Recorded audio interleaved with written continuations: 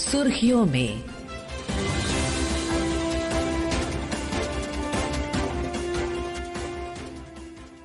ये आकाशवाणी है। प्रस्तुत है कार्यक्रम सुर्खियों में। इसके अंतर्गत सुनिए भारत न्यूजीलैंड के बीच द्विपक्षीय साझेदारी के विभिन्न पहलुओं पर चर्चा। इसमें भाग ले रहे हैं पूर्व राजदूत गितेश शर्मा और पत्रकार मानस प्रतिम भुयान। एम्बेसडर शर्मा, न्यूजीलैंड के प्रधानमंत्री क्रिस्टोफर लक्सन भारत दौरे पर आए। कल प्राइम मिनिस्टर लक्सन ने हमारे प्रधानमंत्री जी के साथ काफी एक्सटेंसिव बात किया। इस बातचीत में काफी नतीजा निकल के आया। एक परिणाम ये निकला कि भारत और न्यूजीलैंड एक सुरक्षा कोऑपरेशन को और ज्यादा मजबूत करने के लिए एक एग्रीमेंट का साइन हुआ। तो आप ये सारे जो परिणाम हैं जो भारत के प्रधानमंत्री मोदी जी और न्यूजीलैंड के प्रधानमंत्री क्रिस्टोफर लक्सन के बीच बातचीत से जो परिणाम निकला, परिणाम को आप कैसे देखते हैं?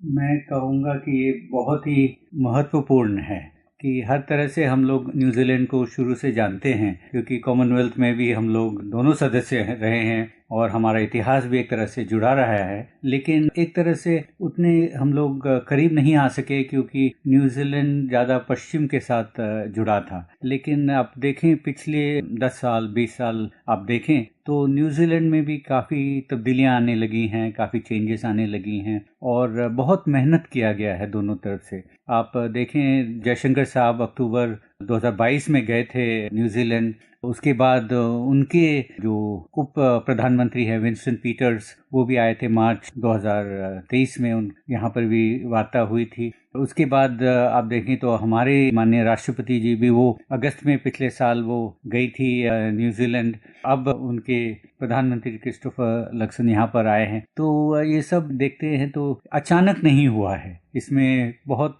काम बहुत मेहनत लगा है इसमें। और जहाँ तक आपने कहा सुरक्षा, तो वो एक तरफ है, सुरक्षा तो है ही क्योंकि इंडो पैसिफिक के बारे में आजकल काफ़ी चर्चा है। लेकिन उसके अलावा भी आर्थिक क्षेत्र में भी इस बार जो वार्ता हुई है दिल्ली में, तो फ्री ट्रेड की भी बात की गई है, फ्री ट्रेड एग्रीमेंट के बारे में। तो बहुत ही न्यूजीलैंड शुरू से काफ़ी एक तरह से, अगर मैं बहुत ही खुले तरीके से कहूँ तो 2-3 साल पहले जब आप देखें या 2019 में भारत ने आरसेप नहीं ज्वाइन किया था तो निराशा थी। उनकी अर्थव्यवस्था है वो बहुत ही ट्रेड से जुड़ा है, बिल्कुल वो चाहते हैं कि अपने एक्सपोर्ट्स को भी बढ़ाएं। तो अब जो फ्री ट्रेड एग्रीमेंट का अभी बात चली है कि जल्द ही इसको मुकम्मल करना होगा, इसको फाइनलाइज करना होगा। मेरे ख्याल से दोनों इंडिया और न्यूजीलैंड के लिए एक अच्छी सफलता है।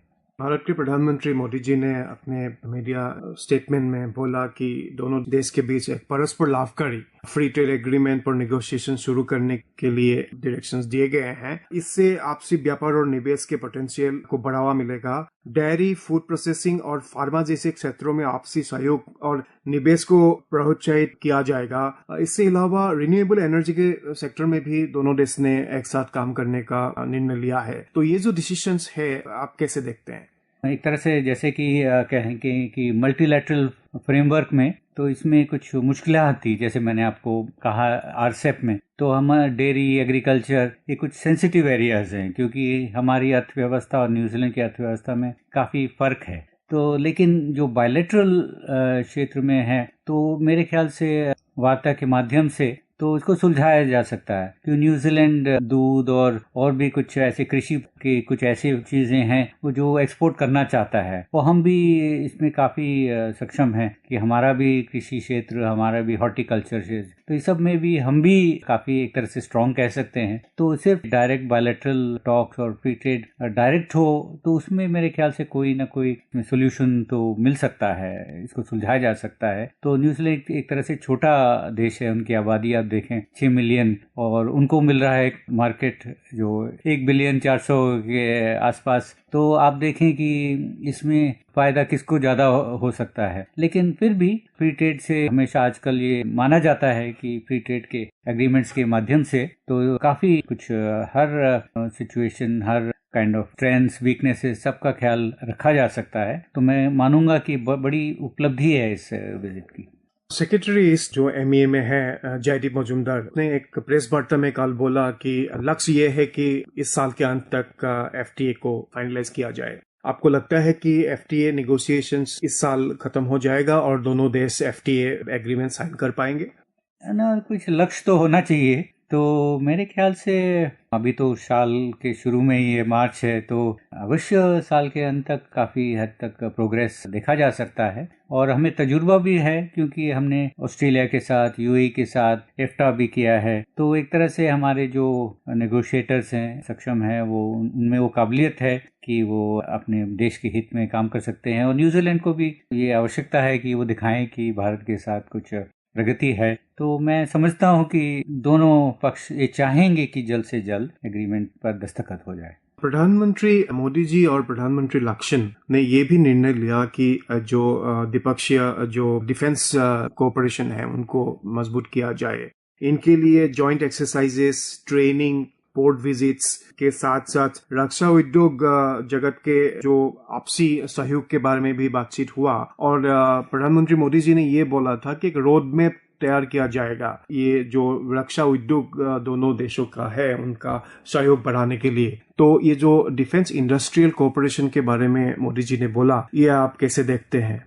मैं कहूँगा कि बड़ा पॉजिटिव है एक तरह से। वैसे भारत और न्यूजीलैंड के बीच में एक तरह से, जैसे आप देखें, इंडो पैसिफिक पर सहमति है। तो हम एक ही पक्ष में हैं, एक ही दिशा में हम जा रहे हैं और एक ही टाइप के हमारे कंसर्न्स भी हैं। तो अगर सब कुछ एक ही जैसा है तो हम क्यों नहीं सहयोग कर सकते हैं। तो जहाँ रही बात सुरक्षा की और हमारे नेवीज के और हमारे जो सेना के बीच में, तो ये बिल्कुल संभव है। और भारत भी, जैसे आप देखें, पड़ोस में भी ऑस्ट्रेलिया के साथ भी कोऑपरेशन कर रहा है। तो इंडो पैसिफिक मामले में अगर देखा जाए तो सभी जो देश हैं इनमें कोई कॉन्फ्लिक्ट नहीं है, सभी एक ही साइड में हैं और एक ही टाइप कंसर्न्स हैं कि रूल्स बेस्ड होना चाहिए, ओपन, फ्री, इंक्लूसिव। और तो उनमें मेरे ख्याल से न्यूजीलैंड और इंडिया में स्कोप है कोऑपरेशन करने की। ये भी बताया गया कि हिंद महासागर में जो मैरीटाइम सिक्योरिटी के लिए कॉम्बाइंड टास्क फोर्स 150 में जो इंडियन नेवी न्यूजीलैंड नेवी के साथ मिल के काम कर रहा है, तो ये सिग्निफिकेंट है आपके मुताबिक? हम बात करते हैं कई बार, कुछ आजकल ऐसा माहौल बना हुआ कि कुछ देशों के बीच जंग छिड़ा हुआ है, लेकिन कुछ ऐसे भी विषय हैं जैसे टेररिज्म, स्मगलिंग, हॉस्टेज टेकिंग। तो इसमें क्रॉस कटिंग हो जाता है कि जो फ्रेंडली नेवीज हैं कोऑपरेट करती हैं। कि सोमालिया का भी आप देखें, वहाँ से भी पायरेसी का भी कई ऐसे वाक़यात हुए हैं। तो जो फ्रेंडली नेवीज हैं वो एक दूसरे के साथ सहयोग करते हैं, अपने रिसोर्सेज को भी कंबाइन करके जो टारगेट्स होते हैं उनसे डील करते हैं। तो मेरे ख्याल से ऐसे भारत को भी और न्यूजीलैंड को भी फ्रेंडली कंट्रीज कहा जाएगा और फ्रेंडली नेवीज कहे जाएंगे। तो ये एक तरह से बहुत ही वेलकम स्टेप है और हमें इसकी सराहना करनी चाहिए।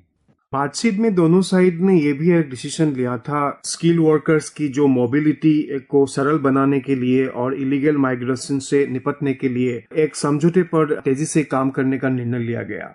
तो ये जो माइग्रेशन और मोबिलिटी पे जो ये एक डिसीजन हुआ है, ये आप कैसे देखते हैं? ये तो बहुत ही सराहनीय है, क्योंकि भारत कभी नहीं चाहेगा कि इलीगल माइग्रेशन हो। और इलीगल माइग्रेशन अगर हो तो जो लीगल रूट है तो उस पर असर पड़ता है। लेकिन आज देखिए कि विश्व भर में कहीं भी जाएं, किसी भी देश में आप जाएं, भारत के प्रोफेशनल्स वहाँ पर मौजूद हैं और एक तरह से बहुत ही उनका जो कार्य है सब उनकी सराहना करते हैं, प्रेज करते हैं और कंट्रीब्यूट कर रहे हैं। तो वेस्टर्न कंट्रीज, एडवांस कंट्रीज में तो अगर ऑर्डरली माइग्रेशन हो तो इससे सबको फ़ायदा होता है। तो न्यूजीलैंड ऐसा देश है जहाँ में एक तरह से भाषा की भी कोई वो नहीं है, कॉमनवेल्थ का भी ट्रेडिशंस है और हम शुरू से चाहे क्रिकेट हो, कल्चरली हम जुड़े हुए हैं। तो एडजस्टमेंट भी मुश्किल नहीं है, जैसे डायस्पोरा में जाके रहना, वहाँ पर काम करना। लेकिन भारत के प्रोफेशनल जो है इतनी तादाद में हम प्रोड्यूस करते हैं, तो अगर न्यूजीलैंड में उनको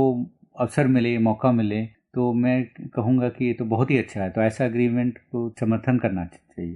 बातचीत का एक काफी महत्वपूर्ण ये था एस्पेक्ट था कि प्रधानमंत्री मोदी जी ने न्यूजीलैंड में कुछ गैर कानूनी तत्वों द्वारा भारत विरोधी गतिविधियों को लेकर अपनी चिंता जाहिर की। आइए सुनते हैं प्रधानमंत्री नरेंद्र मोदी ने भारत विरोधी गतिविधियों को न्यूजीलैंड में रोकने के लिए न्यूजीलैंड से क्या अपेक्षा जाहिर किया। न्यूजीलैंड में कुछ गैर कानूनी तत्वों द्वारा भारत विरोधी गतिविधियों को लेकर हमने अपनी चिंता साझा की। हमें विश्वास है कि इन सभी गैर कानूनी तत्वों के खिलाफ हमें न्यूजीलैंड सरकार का सहयोग आगे भी मिलता रहेगा। सो बेसिकली जो खालिस्तानी एलिमेंट्स है, ये एलिमेंट्स न्यूजीलैंड में भी काफी एक्टिव है और एंटी इंडिया जो एक्टिविटीज ये चला रहे हैं, तो आपको लगता है कि न्यूजीलैंड सरकार इनके खिलाफ कुछ कार्रवाई करेंगे आफ्टर दिस विजिट? जब हमने डिसाइड कर लिया कि हम दोस्त हैं तो खुल के हम बात करते हैं एक दूसरे से। तो अगर हमारे मन में कुछ शंकाएं हैं तो हम क्या करेंगे, हम तो जब आए हमारे अतिथि और ऐसे देश से जो हम दोस्त मानते हैं, तो हमारे प्रधानमंत्री माननीय मोदी जी ने स्पष्ट रूप में बताया उनको कि हमें इससे नुकसान पहुंचता है, हमें तकलीफ पहुंचता है कि आप जैसे देश में ऐसा हो रहा है, ऐसी गतिविधियां। और न्यूजीलैंड साइड ने इसको नोट कर लिया और वो अपने कानून के तहत जो करना चाहें, तो मैं समझूंगा कि उन्होंने नोट कर लिया और इस विषय पर जरूर काम करेंगे। उन्होंने भी कहा कि उनके भी कानून हैं, पुलिस व्यवस्था भी है। लेकिन इसके अलावा मैं कुछ कहना चाहूँगा यहाँ पर कि कुछ साल पहले की बात है कि शायद उतनी समझ न थी कि टेररिज्म क्या होता है और इंटरनेशनल क्राइम। लेकिन क्राइस्टचर्च में भी आप देखें, शायद 2019 की बात है कि क्राइस्टचर्च अटैक्स मॉस्क पर अटैक हुआ था। तो अब न्यूजीलैंड एक पहले दूर दराज के इलाके में था, लेकिन वो भी एक तरह से टेररिज्म का शिकार बन चुका है, रह चुका है। तो वो समझते हैं कि टेररिज्म क्या होता है, ये नहीं कि वो नहीं जानते। तो जब दोस्ती हमारी ऐसी है और हम उसको नए लेवल्स पे ले जा रहे हैं, फ्री ट्रेड की बात कर रहे हैं, नेवीज की कोऑपरेशन में, तो मेरे विचार में तो उन्होंने न्यूजीलैंड के प्रधानमंत्री लक्ष्मण जी ने भी नोट कर लिया होगा और इसमें सहयोग जरूर होगा। आइए सुनते हैं free and open Indo Pacific के ऊपर प्राइम मिनिस्टर मोदी ने क्या बोला। फ्री, ओपन, सिक्योर और प्रॉस्परस इंडो पैसिफिक का हम दोनों समर्थन करते हैं। हम विकासवाद की नीति में विश्वास रखते हैं, विस्तारवाद में नहीं। इंडो पैसिफिक ओशन इनिशिएटिव से जुड़ने के लिए हम न्यूजीलैंड का स्वागत करते हैं। तो आपने इंडो पैसिफिक का जिक्र किया, तो न्यूजीलैंड के प्रधानमंत्री लक्ष्मण जी ने भी कल रायसीना डायलॉग में काफी इसके बारे में विस्तृत चर्चा की और बोला कि भारत इंडो पैसिफिक का एक महत्वपूर्ण कंट्री है और हम भारत के साथ सहयोग बढ़ाना चाहेंगे। तो ये सहयोग का जो बात कर रहे हैं, स्पेसिफिक नहीं बोला। तो आपको क्या क्या लगता है कि कौन सी सेक्टर्स है जहां पे इंडिया न्यूजीलैंड एक साथ काम कर सकता है इंडो पैसिफिक के संदर्भ में? इंडो पैसिफिक में बहुत से ऐसे देश हैं, जैसे आप देखें कि पैसिफिक आइलैंड कंट्रीज में एक पैसिफिक आइलैंड फोरम भी है, एक पैसिफिक आइलैंड डेवलपमेंट फोरम भी है। वहाँ के जो देश हैं मौजूद है, पैसिफिक आइलैंड कंट्रीज और न्यूजीलैंड, ऑस्ट्रेलिया मिलके भी काम कर रहे हैं। भारत ने भी फिपिक करके एक तरह से अरेंजमेंट बनाया है, forum for cooperation with Indian Pacific island countries. तो ये जो छोटे छोटे देश हैं, तो उनमें वो काबिलियत नहीं है अपनी सुरक्षा को खुद संभालने का। कोविड टाइम में भी उन दिक्कतें पेश आई थी क्योंकि वो टूरिज्म पर निर्भर हैं। तो जो कंट्रीज हैं, इंडिया, ऑस्ट्रेलिया, न्यूजीलैंड, तो पहले भारतीय मूल के लोग फिजी में काफ़ी बसे हुए हैं। जब इंडो पैसिफिक की बात करते हैं, यहाँ पर जो छोटे छोटे देश हैं, तो इनको मदद पहुंचाने में, इनकी सहायता देने में कंट्रीज जैसे हम इंडिया, न्यूजीलैंड, ऑस्ट्रेलिया मिलकर कर सकते हैं। पहले कितनी मुश्किल थी कि डायरेक्टली कुछ पहुंचाना हो, वैक्सीन पहुंचाना हो छोटे किसी देश को, तो बहुत मुश्किल होता था। अब तो न्यूजीलैंड या ऑस्ट्रेलिया के माध्यम से भी पहुंचा सकते हैं। ओवरऑल आप देखें कि हमारी अप्रोच ऐसा है कि हम सभी कंट्रीज को वहां पर साथ लेकर चलना चाहते हैं। तो ये किसी देश के खिलाफ नहीं है, किसी विशेष देश के खिलाफ नहीं है, लेकिन जो right minded rules based approaches हैं, तो जो कंट्रीज अगर उसको मानते हैं तो हमें मिलकर सहयोग करना चाहिए। और न्यूजीलैंड, इंडिया तो अवश्य, तो हम लोग वहाँ positive influence Indo Pacific region में रहेंगे। एम्बेसडर शर्मा जी, आपको बहुत बहुत धन्यवाद। धन्यवाद। अभी आप सुन रहे थे भारत न्यूजीलैंड के बीच द्विपक्षीय साझेदारी के विभिन्न पहलुओं पर चर्चा। इसमें भाग ले रहे थे पूर्व राजदूत गितेश शर्मा और पत्रकार मानस प्रतिम भुयान। ये कार्यक्रम आकाशवाणी के समाचार सेवा प्रभाग द्वारा प्रस्तुत किया गया। इसे आप हमारे mobile app news on AIR और YouTube channel news on AIR official पर भी सुन सकते हैं। सुर्खियों में